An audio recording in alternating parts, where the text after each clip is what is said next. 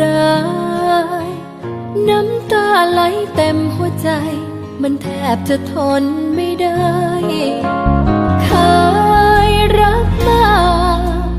จึงเสียใจมากจำจะอยากจะทำใจให้ได้ทบทวนอีกครั้งทั้งใจอีกคน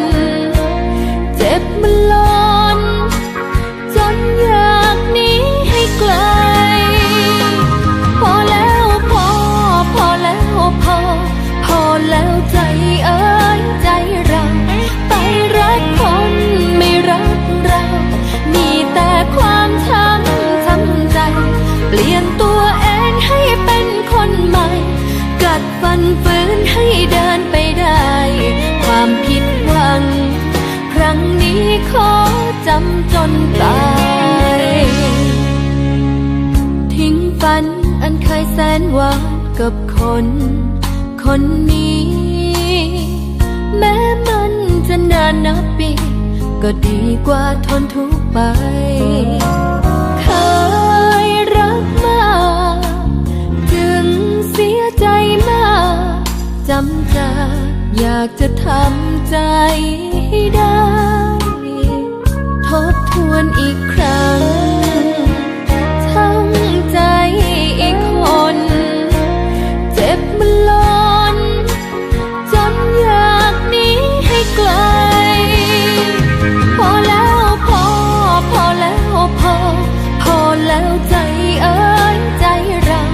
ไปรักคนไม่รักเรามีแต่ความช้ำใจเปลี่ยนตัวเองให้เป็นคนใหม่กัดฟันฝืนให้เดินไปได้ความผิดหวังครั้งนี้ขอจำจนตาย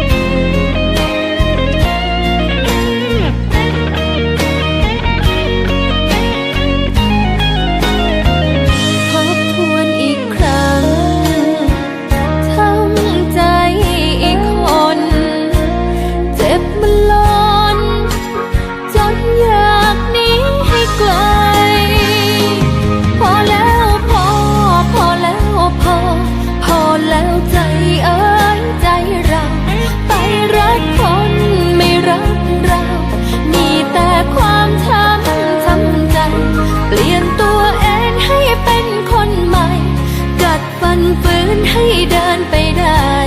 ความผิดหวังครั้งนี้ขอจำจนตายพอแล้วพอแล้วใจเอ้ยใจเรา